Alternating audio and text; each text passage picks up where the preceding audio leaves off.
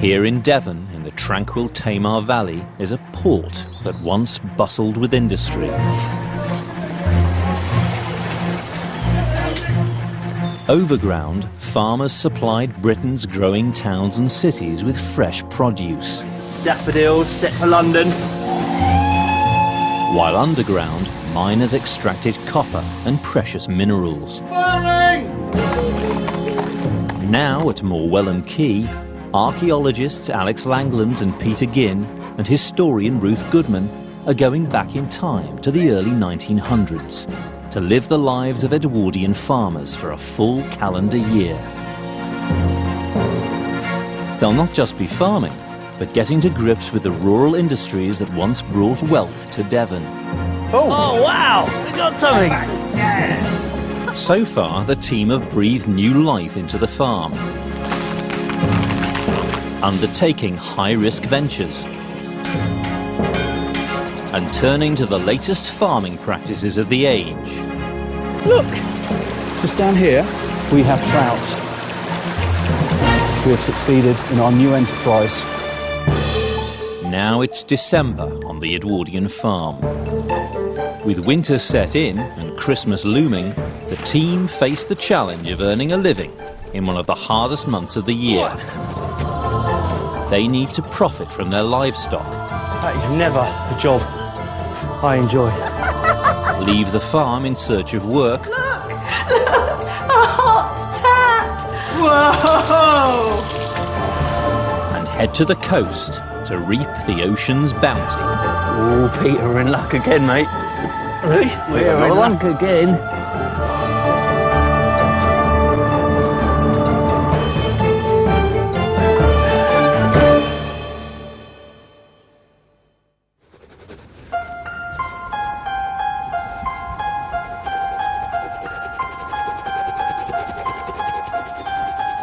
The dawn of the 20th century brought great changes to society.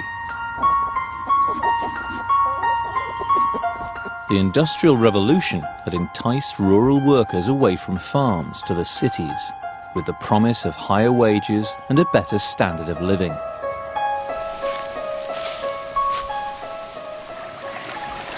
In towns and big houses, people are living a really modern life.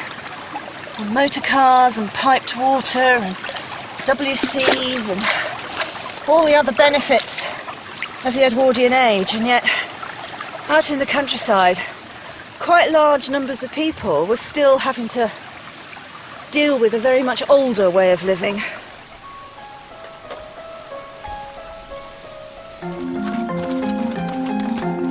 With poverty rife in the countryside, Edwardian farmers often had to find work away from their land. In the Tamar Valley, many took advantage of the North and South Devon coasts to profit from the county's other great industry, fishing.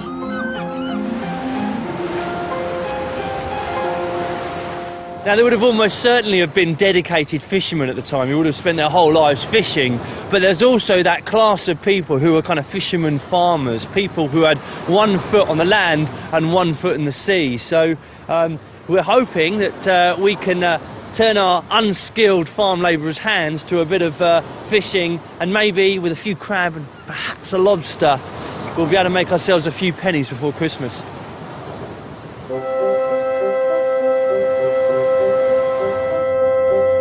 It wasn't just men who had to look for extra work. In the age that gave rise to the suffragette movement, Ruth is also hoping to earn her own wage away from home. Oh, we've got sunshine. Excellent. For many women in rural areas, getting to work was made possible by the mass production of an easy mode of transport.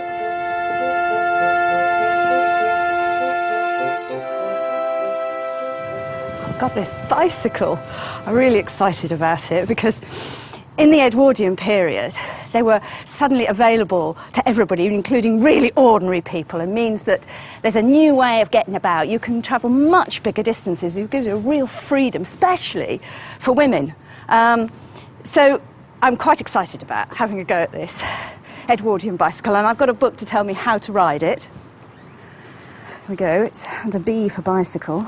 There we are. Bicycle, to ride. Mount the machine from an elevation. And as soon as it has run a little way, spring yourself on the step and throwing the right leg over on the backbone, drop a little forward into the saddle.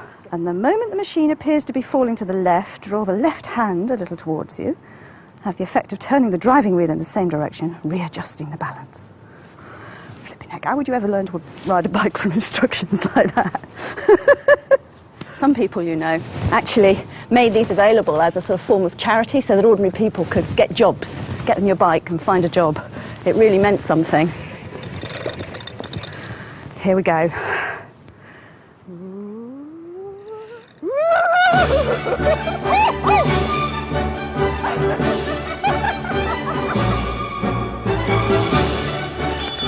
Watch out, mad lady coming through!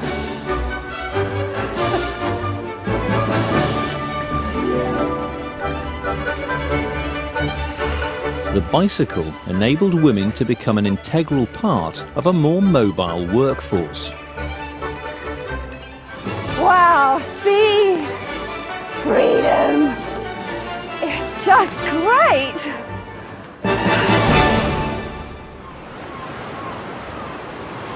Before Alex can take to the seas to fish for crabs and lobsters, he'll need the right equipment.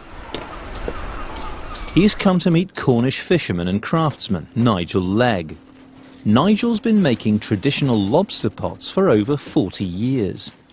He weaves them using willow, or withies as they're known in the trade. Fishermen have been making lobster pots in this way for over 150 years. Hello, Nigel. Hello. Nice to meet you. And you? So this is the lobster basket then? Well, lobster pot. A lobster pot, Yeah. Sorry. Yeah, we very, very keen to get out fishing, but we need some traditional lobster pots, as you say. Well, you've come to the right place and right time of the year, so we can have a go at making one if you want. Yeah, jolly good. Where are you starting? You're actually starting almost sort of at the top of... You start at the top, you bind the mouth, Yeah. make the mouth, then everything's sticking up in the air now like a big shuttlecock. Yep. And then we pull the withies down Yeah. and tie them into the stand, and you'll get the actual shape of the pot. Ah, right. And then you start off binding, and just gradually get bigger and bigger and bigger as you go round. Let's have a look then Well, at the we'll, master at work.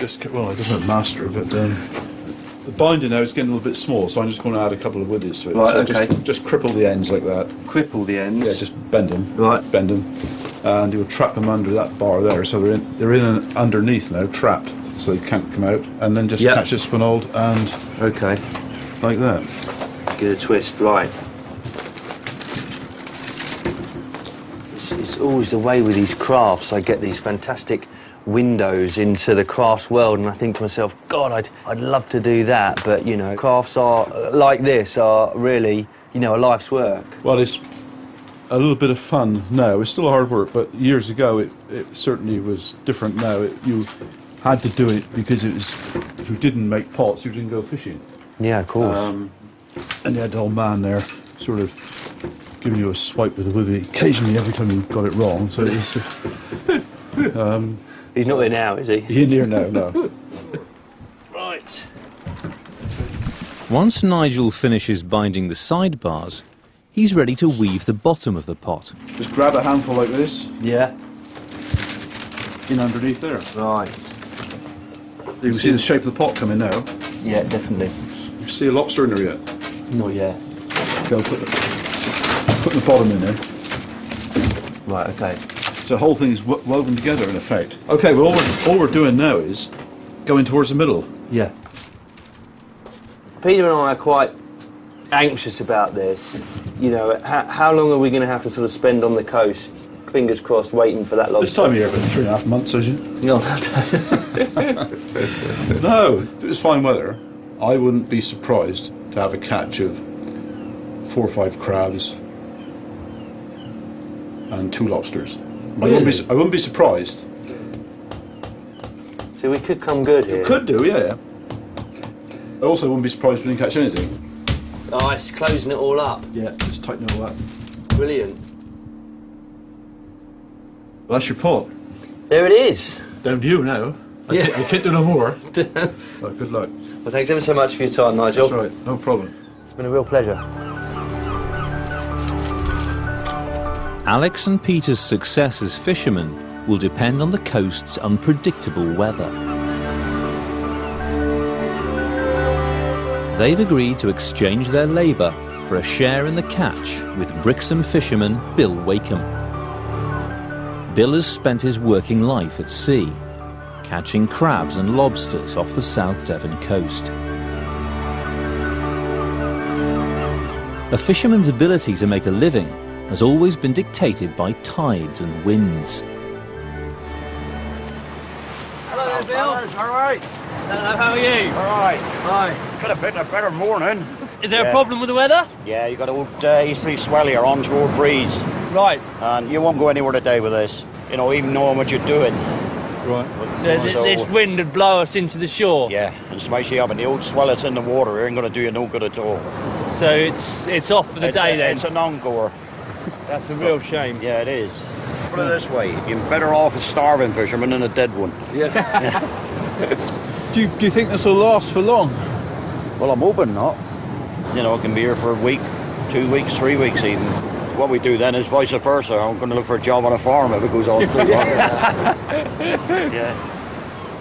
Can we leave this with you then, and if you get a chance to stick it out in the next few days or weeks, and then maybe we'll come back and give you a hand hauling them out. Yeah, no trouble at all. Okay. And what you get out of them is yours, sort of thing, you know. Great stuff. Well, look, hopefully we'll see you in the next couple of weeks. Lads. Okay. Cheers, then. Take care.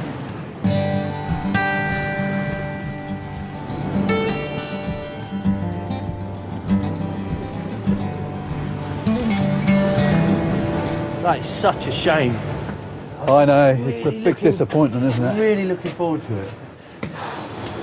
Listen, we've got beef at home, haven't we? Yeah. We're at the sea. Let's get some oysters. Oysters? Oysters and beef, winning combination, always. They're a bit pricey though, mate, aren't they? Ruth's away. Well, we're supposed to be on a budget. Ruth's away.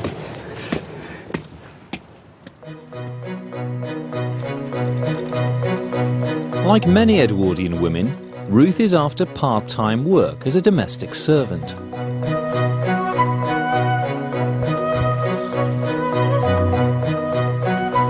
She's come to Lanhydrock House, the Edwardian country estate of wealthy politician Lord Robarts and his family. In its heyday, as many as 80 part-time and live-in staff were employed to look after the house. At times of year when they've got special cleaning to do, special preparations to do, it was usual in the Edwardian period for other people to come in and help do a bit of charring or so forth. A bit of extra money.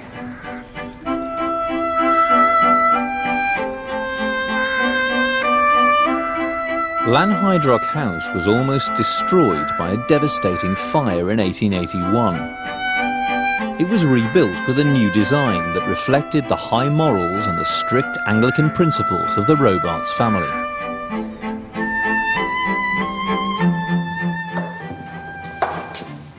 Gosh, this is quite some house and quite some kitchen. Today, Lanhydrock is managed by the National Trust, and its curator is Paul Holden. What's this book then? This is Robert Kerr's book, A Gentleman's House. And Lanhydrock House was based around this. It was laid out to achieve high moral planning throughout the house and the segregation of male and female within the staff quarters as well. It actually says here, and I quote from this, "The working rooms of men ought to form one division and those of the women another." Wow, so completely separate. Complete segregation. This family were an extremely high Anglican family, and they really didn't want anything going on under their roof that they couldn't explain. And then it goes one stage further again, in that leading away from the kitchens, you've got a stone staircase for men leading up to their quarters, and a wooden staircase for women leading up to their quarters. The women's staircase being wood for their slighter frames, that's what Kerr tells us. And where those staircases meet at the top, there's a locked door. No, hanky-panky. Only the butler would have had the key. And it's firmly in my pocket. In the early 1900s, over 1.5 million Edwardians worked in domestic service. As an industry, it was the country's biggest employer. Look, a hot tap. just amazing. Whoa! Before cleaning the house, Ruth can't resist exploring one of the most advanced kitchens of its day. Ice boxes! Ice cream moulds! This is a patented knife cleaning machine. Oh no! Oh, that doesn't look right. Never was any good with machines. Oh, there is. It's a dairy. So it's all here. Everything's here.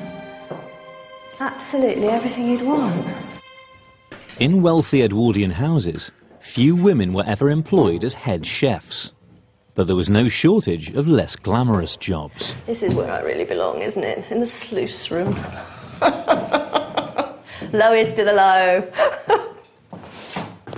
This is quite a strange space in a house, sort of somewhere that was changing rapidly in the Edwardian times. This is where you get rid of the waste, the overnight waste. So that's from people's personal hygiene, including that trip in the middle of the night that you don't want to make to the far, far, far distant. Use the chamber pot. It, of course, all has to be cleared up. And sluice rooms are where it happens. Now this is just fantastic. This is such a leap forward in sluice room technology. I've got a proper porcelain sink to deal with it all. I've got running water. And then, most amazingly of all, this is, in itself, a flush system. This is a sort of WC for washing pots in.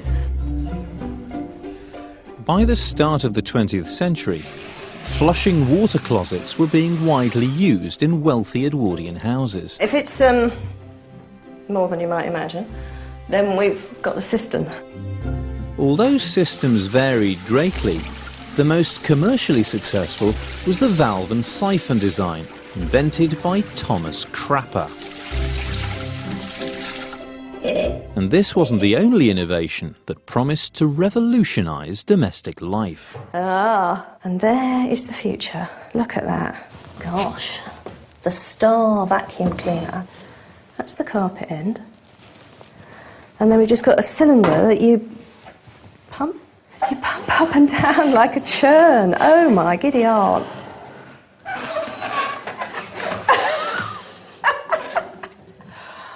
I've never seen one of those before. And then a more, I think this is a two-person model. One to hold the hose, and one to make it work.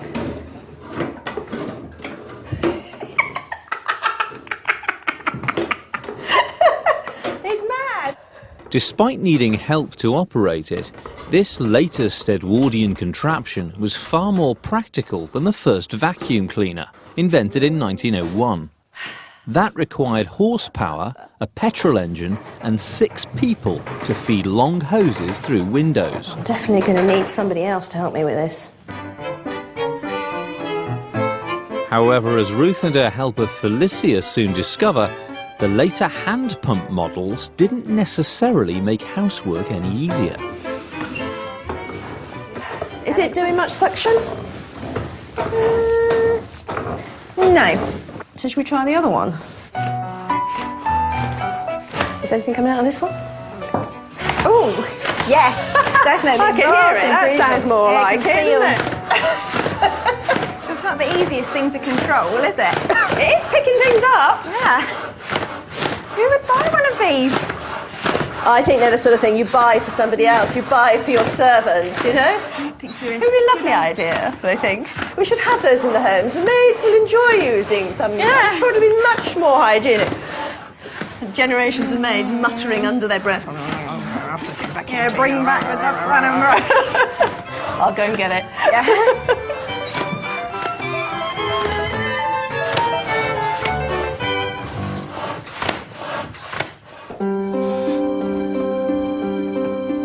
Often working up to 17 hours a day, a female domestic servant could expect an income of only £16 a year. While Ruth's away, on the farm, Alex and Peter have to fend for themselves. In many cases, with the depression in farming, it was more often not the women that made money in the household, wasn't it? You because they could go out and bring back a wage. So the men were merely keeping the place ticking over. I wonder if Ruth will send back her earnings to us. Support our drinking and gambling.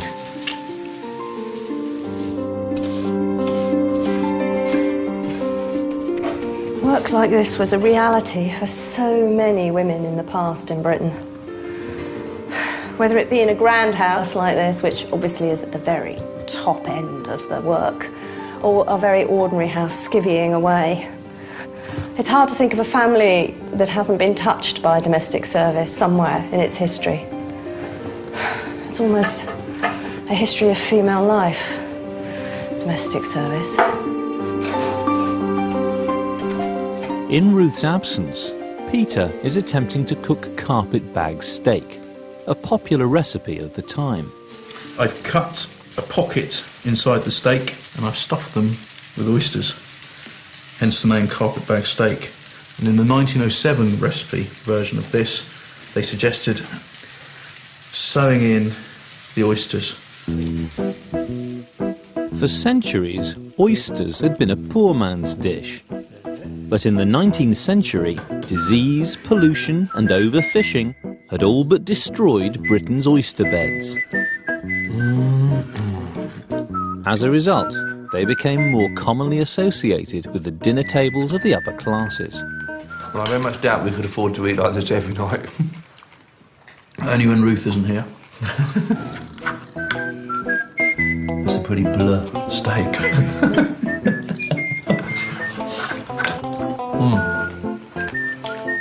No, I like my steak blue. Just slightly worried about the oysters. Here's to our lads' night in.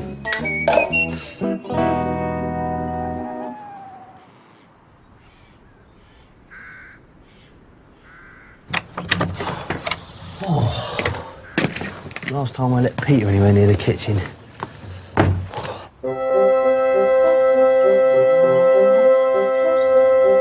With little prospect of work on the coast until the weather improves, Alex and Peter must tend to the farm.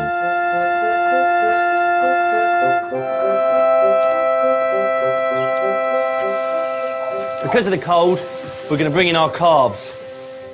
We're going to wean them off their mothers so that the mother's get a chance to put on a bit of stores, some fat, over winter time, and hopefully we'll be able to fatten the calves up. And we've got to start turning some of our investments into rewarding capital, haven't we? Right, nice bed for them there. Yeah. Now the difficult part of extracting calves from their loving mothers. And a bull.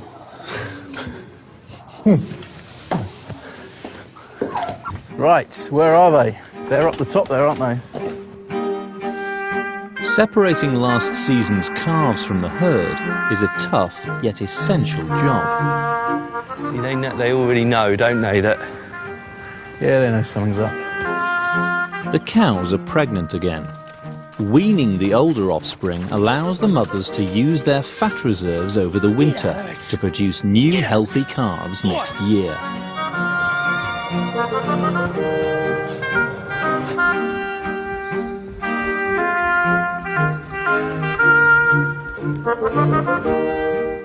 I don't quite know what Peter's trying to achieve here.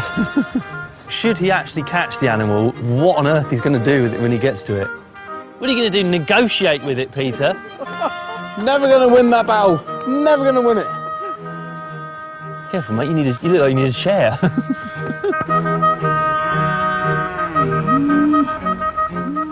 Come on. Go on.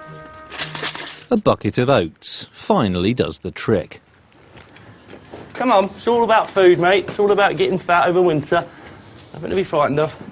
Feeding the calves hay in the barn will fatten them up over winter. Go on, get in. That is never a job I enjoy. This is where these guys are going to stay over winter. Just need to sort out some food and water. I think they're going to be very happy here. It's going to keep them out of the cold. Yeah, they look pretty contented.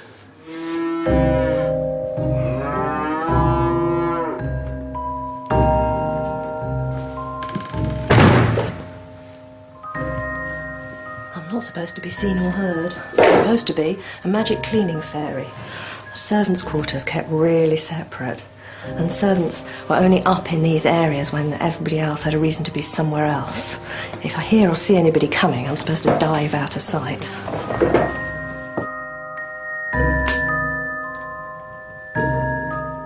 Ruth's list of chores today includes cleaning Lanhydrock's stately dining room in preparation for Christmas. It's quite fun being here in the dining room. It's like sort of being part of a great piece of theatre. For so many ordinary working people in the Edwardian period, very few of the innovations had made it down to the bottom ends of society, but here you can see them all. I mean, look. Electric light. Where else would you have seen that? Grand houses like this had electrics long before there was a national grid. They usually had some sort of generator in the basement. So the chances are, any Edwardian ordinary person coming into this house, this would be the first time they'd ever seen an electric light bulb.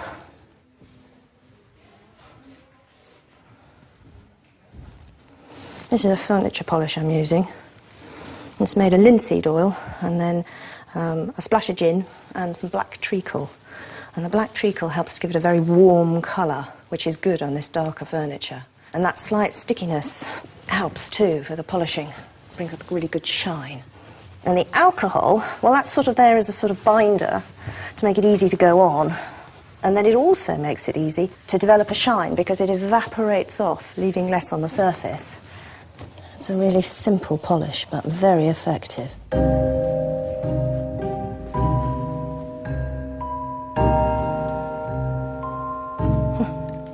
There's Christmas cards to the family. Compliments of the season and all good wishes from Mr. and Mrs. J.H. Dorr. Christmas 1906. Fancy that, having your Christmas cards printed rather than writing them out.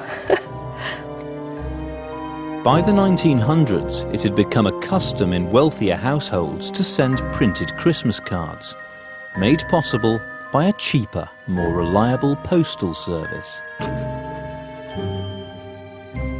May the ideal of chivalry, the threefold, loyalty to God, to King and to your fellow men, be the guide of all your actions during the coming year. That's fantastic. Oh, look. Oh, how appropriate. It's from a Mr. and Mrs. Glassock from Tintagel. An Arthurian Christmas card. Benedictus Dominus. For the wooden panelling, Ruth uses another popular cleaning product. You don't want a high polish finish in the same way as you do on furniture. You just want it clean.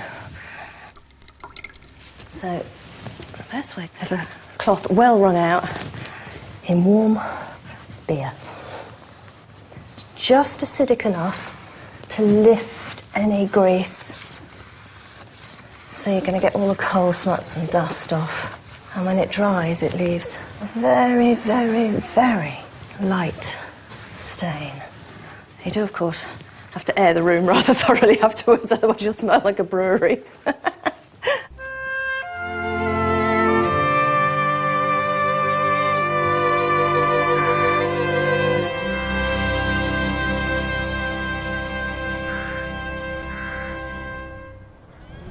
It's a tall order between him, though, and that one there. You reckon? Yeah. On the farm, Alex and Peter are keeping a close eye on their herd of cattle. Over the coming year, females will be used for breeding. Young bulls will be sold as beef. Look at him now. He's slightly wider. Yeah. And what we're looking is that box conformation. Draw a rectangle. Does he fill that rectangle? Yes, he does. He's ready to slaughter. Because that's what we're looking for. It is what we're looking for. Alex and Peter have already sent one young bull to slaughter. After hanging the carcass for 4 weeks, the meat is now ready to be cut into joints. Local butcher Chris Rounsville has come to the farm to cut up the animal's forequarter. This is the shin. This is the shin, which is the front leg. And that's used for stewing. And that's the, as such, poorer quality stewing. It's a pretty lousy cut. But it's the tastiest if it's cooked right. Right. So this we're taking off here. This one here, we call it the box eater.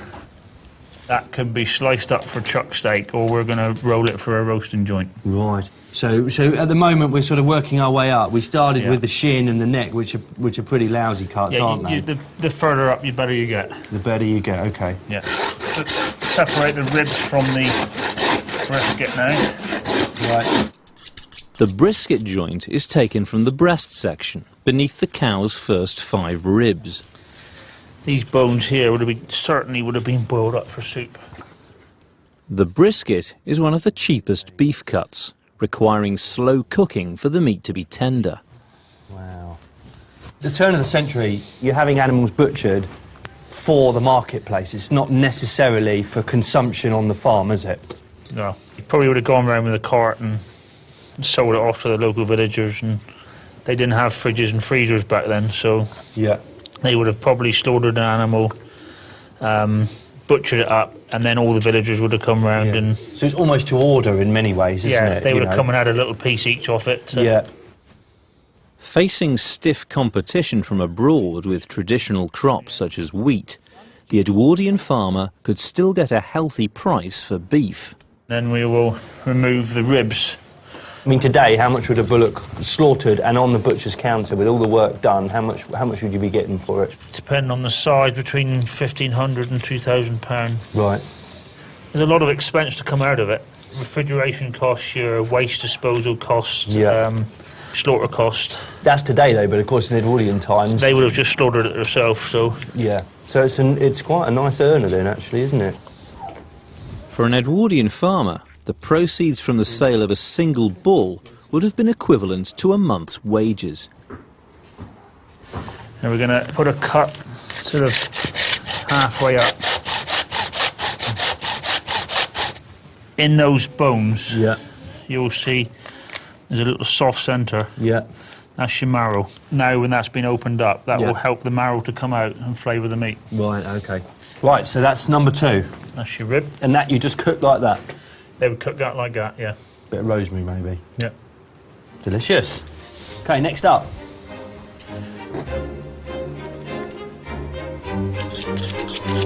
As well as making money from its meat, after slaughter, the bull's skin, or hide as it's known, would be sold to a nearby tannery to be turned into leather.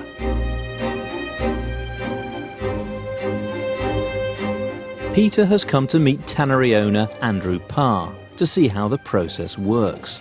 Hi Andrew, it's good to see you again. Hi Peter. How you doing? All right. Is this our ruby red hide? This is your ruby red hide. So what have you done to it since I gave it to you? We put it in the lime yard for a fortnight. Right. And that has just loosened the hair by the roots, and we're just starting to dehair it now. He's right. You're ready to have a go. Oh, great. So just work it away from you. Just angle the blade back. Don't have it forward. And just and then squeeze it against the beam. Pin the hide there. That's it. And then just... You got it. That's fine. Fantastic. So is this a family business for you? Yes, it's been in the family since 1864. And there's always been a tannery here as far as we know. It's because in the old days, every village had its own tannery. All the hides and skins were dealt with locally. You know, they were just taken straight round to the tan yard. But sadly, most of the tanneries have gone. And the traditional ones like us, there's only about 2 or 3 of us left. Right. It's a bit like shaving your face. You always get these little hard to reach bits. Yes, that's right. There's a wee bit down there. Although this job is extremely satisfying. When you get it right, it's fine. Yeah, all right. Once all the hair has been removed, the hide is ready to be tanned, a method to prevent it from rotting.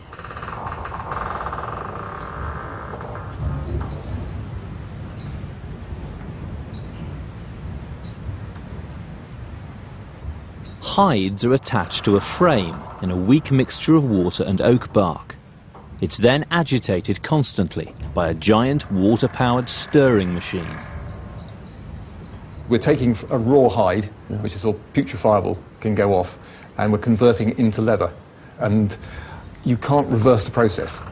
Whereas if you've cured a hide with salt or dried it in the sun, that's reversible. This isn't, so it's a sort of magic. It's what we call an alchemy. It goes in there for 12 months, comes out as something else. The soaked oak bark contains a tanning agent, which produces the chemical reaction that converts the hide into leather. At Andrew's tannery, a water wheel drives a machine to grind up the bark. We break it up, yeah, and then we're going to feed it into the grinder like that. It goes through the first grinder, down the chute, and into the conical grinder. It'll come out as little pieces of bark.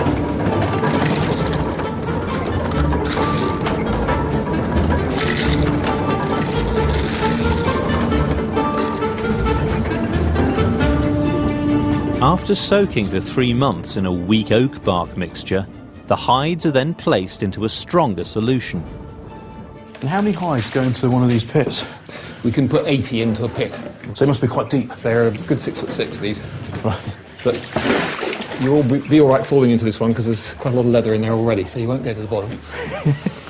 And then we're going to dust it in, as we call it. So we're going to take a couple of handfuls of bark each and just spread it round. What does the bark do? Right, well, the tan in the bark is going to soak out of that bark and gradually feed into the tan liquor, so it keeps the strength of the tan liquor up. Right. Because actually, the tan liquor is getting weaker because the hides are absorbing it. Right. So this is a sort of reserve in the pit. And they'll be there in this pit for 9 months. They've already done 3 months up till now. So the whole process is 12 months. Once the hides have been converted into leather, they're ready for the final stages in their journey from animal skin to a saleable product. So we'll then put some fish oil on it. As the leather starts to dry out, the oil will go into the grain and just feed it so it'll be nice and flexible and it won't crack. During the Edwardian age, new markets opened up for leather manufacturing. And then we'll hang it up to start its drying process. The growth of mechanisation had led to a new demand for leather, primarily for use as belts to drive the latest machines of industry. The leather has been dressed, it's been stained, and it's come here to be dubbined. So you going to have a go? Yeah, I'll give it a go. Luxury leather goods were also in great demand from a growing number of affluent, fashion-conscious Edwardians. I've got leather upholstered furniture in here, and that's to be checked over. And then to glaze the whole thing and give it a really good rub to bring up the shine. And for that, I'm using egg white and sugar, whipped up a bit like a meringue. Look at the colour that comes. Look at the shine. With more products and goods on the market than ever before, for the well-off Edwardian, it was a golden age of consumerism. Oh, that's Evian. Gosh. They're bottling water and bringing it in from France. Gosh.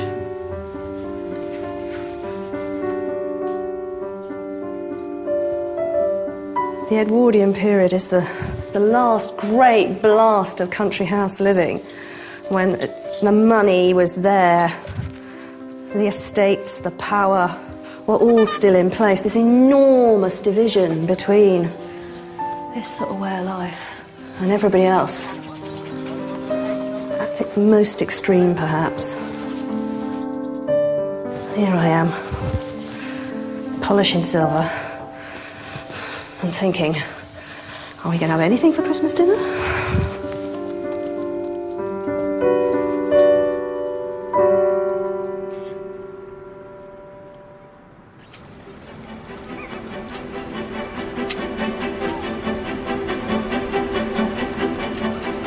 On the South Devon coast, a change in the wind direction and calm seas means that Alex and Peter can finally join Bill Wakeham and his crew to fish for lobster and crab. Hello there, Bill. Hi, Bill. Hi, fellas, all right? Yeah, how are you? All right? Yeah, a lot better today. Looks fairly flat. Yeah, this is perfect for what you want to try. You reckon we'll get anything? It's not the ideal time of the year for it, but I reckon you'll get 2 or 3. You know, I don't think you'll get any lobsters now because they'll be a little bit off ashore, same as your crabs. When's the last time you did any refurb on your little dinghy here? You don't. Should we get in? Peter, do you want to jump on first? Yeah. Oh, find my sea legs, Peter. Oh.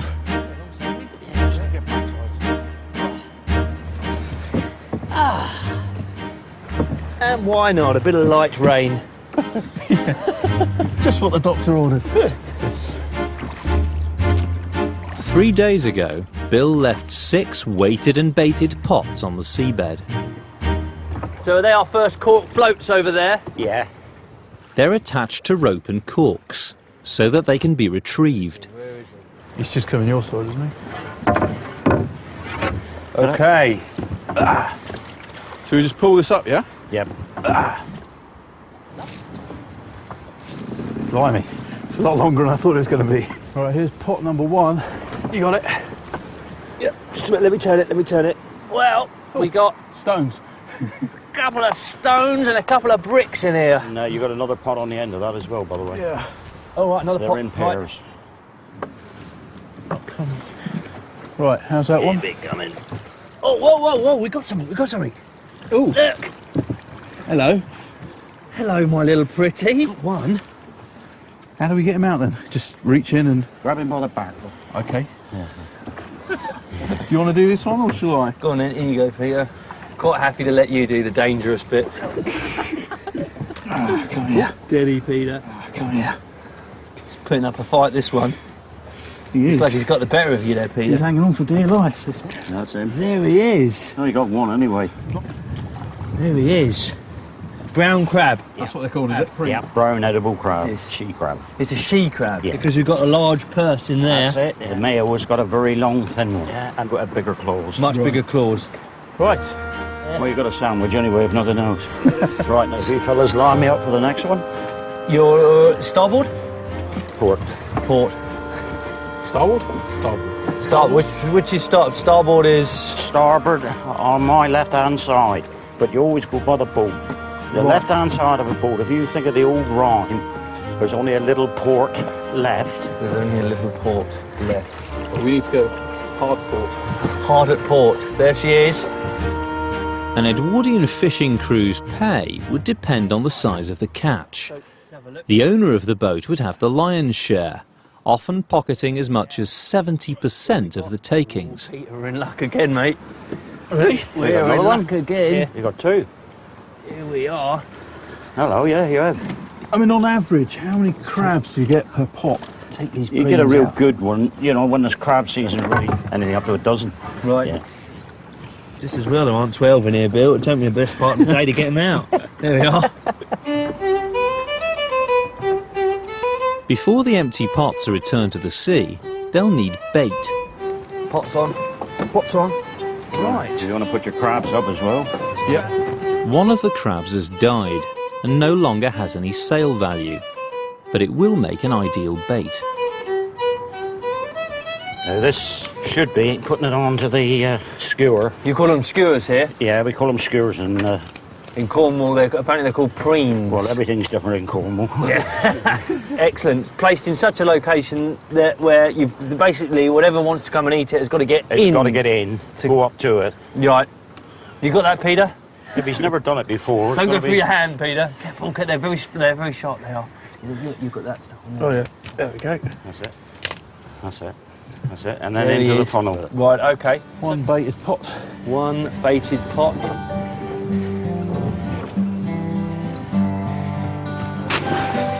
In he goes.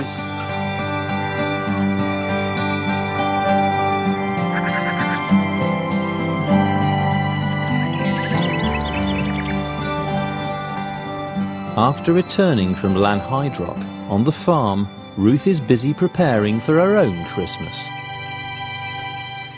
Just as the majority of Edwardian rural families, Christmas is something more that you make a nod towards, really. The big elaborate displays They're your urban middle classes. For most people working out in the countryside, just couldn't afford that much money. All that much time. So ours will be making a bit of a brave splash with a few things that we have got that can be done quick and cheap.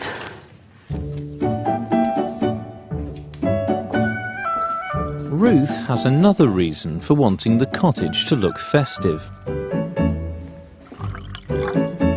Thank you very much indeed. She's invited the local Methodist minister, the Reverend Jeff Moles, to tea.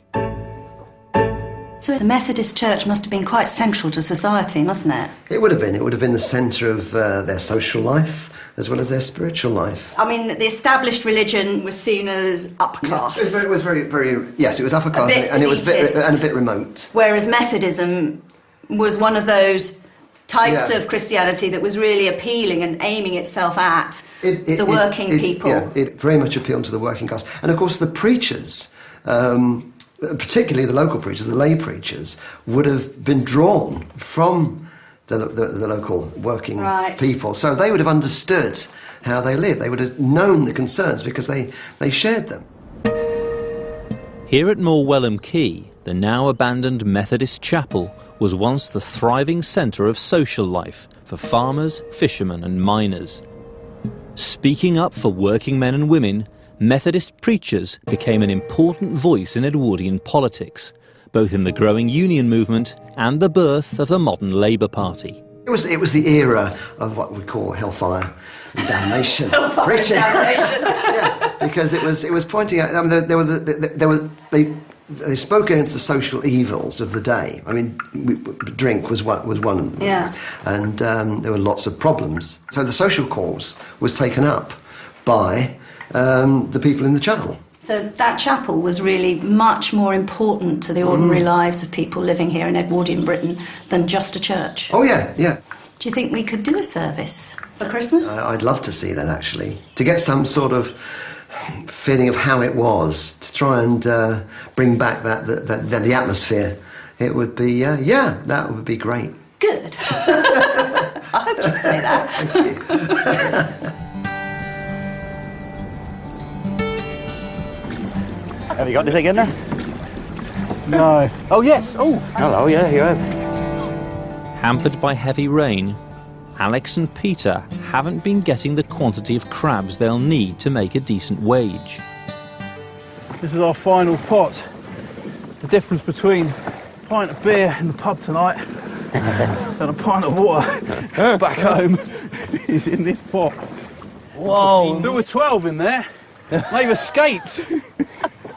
I mean, is this one beyond salvation now, or no. Do you think that could be repaired? The main body of it's still in... Peter, just spin it over a second. I just want to have a look at this, the bottom here. So what's happened then? Well, he's been in amongst the rocks and the surge. Yeah. They've been rubbing him down. Wow, look, I mean, that almost like it's been sawn through. Several times over. No, it's the rocks itself with the motion of the waves. Yeah, taking it up and down against the rocks. The shallower the water, the more motion you'll get. Right.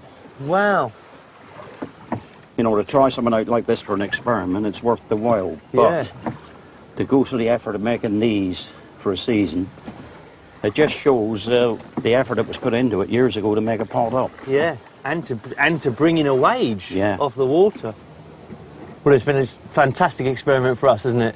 It has. It really has, Bill. And the weather couldn't have been any better. I mean, this is ideal. It's been nice and flat. Yeah. Could have done with a bit of sunshine.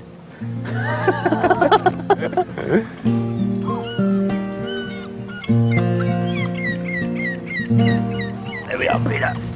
It's the one with the crabs. There's the catch. Your pots are quite successful. Yeah, I'm pleased. I think maybe we should treat Bill to a beer or two and hear a few of his old sea dog tales.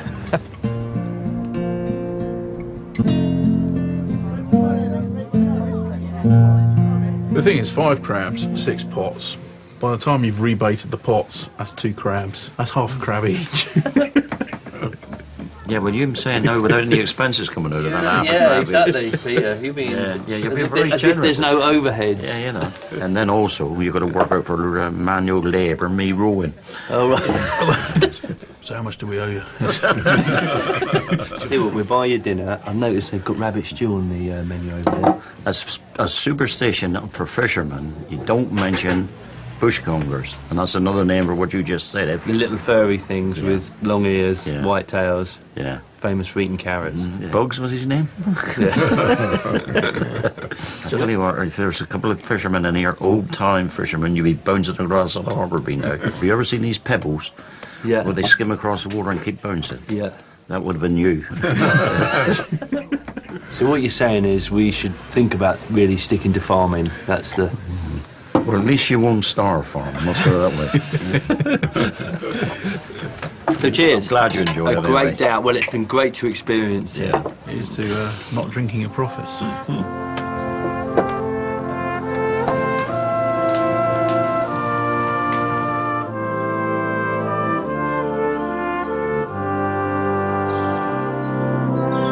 On the Edwardian Farm, with little income from Alex and Peter's fishing expedition, Ruth is busy preparing a poor man's Christmas lunch.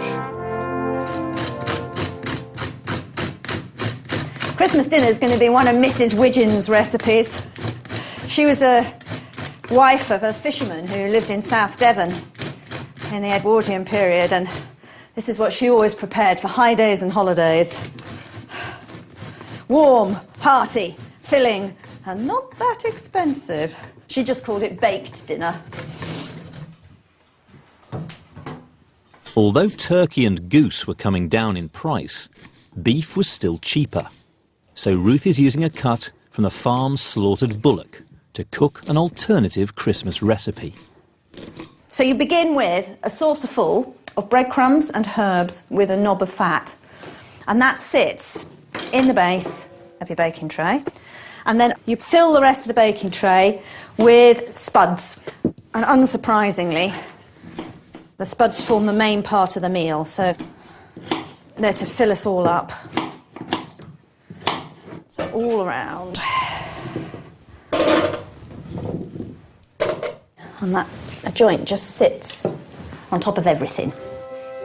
And now I'm to pour in some water, just enough to just overtop the edges of the saucer.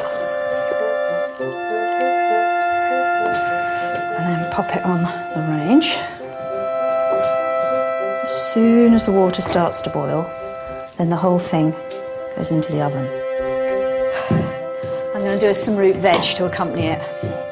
One pot cooking, nice and easy. Mrs. Widgeon had enough to do. She didn't do complicated recipes. Simple cookery, keep everybody going. And for us, I think it'll make a hearty, if quite frugal, Christmas dinner.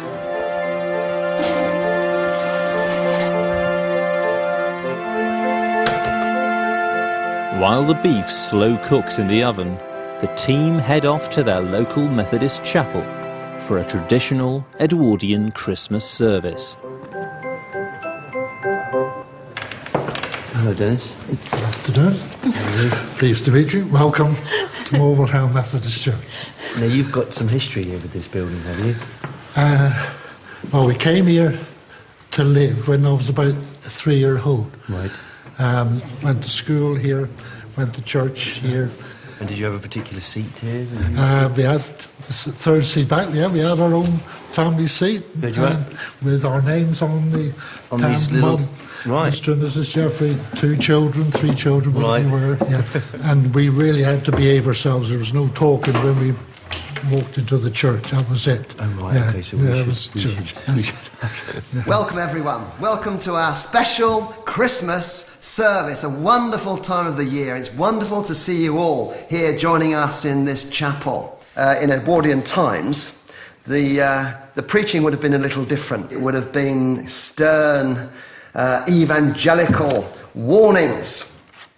So I'd like to read to you from the Gospel of St. Luke, chapter 2, verse 7.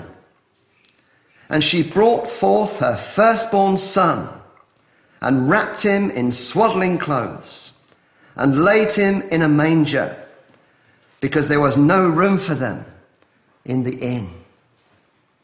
And today, brothers and sisters, there is no room for Jesus in the inn. The inn is full of sinful passions, evil desires, of wanton wickedness. And all of it fueled by that devil's brew. Alcoholic beverage. It dulls the mind. It dissipates the heart. It destroys the conscience. Where will you be this Christmas night? Will you be in the inn where there's no room for Jesus? Or will you be on your knees, begging forgiveness? Brothers and sisters, on this night, where will you be? Amen. Amen. Hallelujah. Brothers and sisters, let us stand to sing that wonderful hymn, In the Bleak Midwinter. In the bleak midwinter, frosty wind made moan, earth stood hard as iron.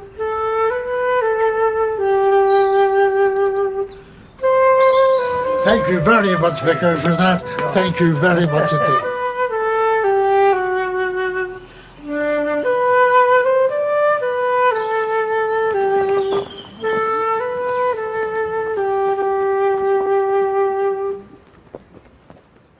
God, it smells absolutely buffet.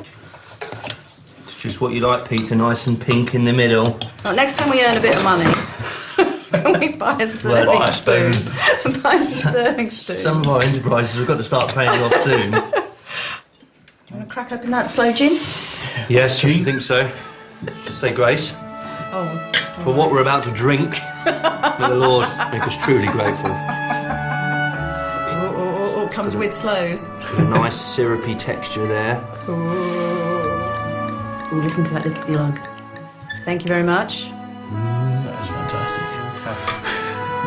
was just going to say we had a very austere supper, didn't we, in your absence, Ruth? Really? Very So that's why the money's down in the, No, in the no, cash till, it is was it? oatcakes. Oh, didn't even fire the range, did we, Peter? Nope. Lying toe rags, a pair of you. Maybe there were a few oysters involved as well. Oysters? You had oysters? It was his idea. Nothing to do with me. Happy Christmas. Merry Christmas. Merry Christmas. We've been here for a third of our time. We have indeed. And it may be austere in theory, Ruth, but it's damn delicious. Don't taste too bad. All we need now is to strike it rich. Next time on Edwardian Farm. It's January, and the team aim to cash in on industries that brought wealth to Devon. All you need to do is find me a few tons of that, and we're laughing. Copper mining. And lace making. Don't turn your pillow, number 2 goes first. It's a lifetime's work, really. Some of the toughest jobs they've ever attempted. No, I think we've learnt one thing. Never grumble about farming again. Yeah.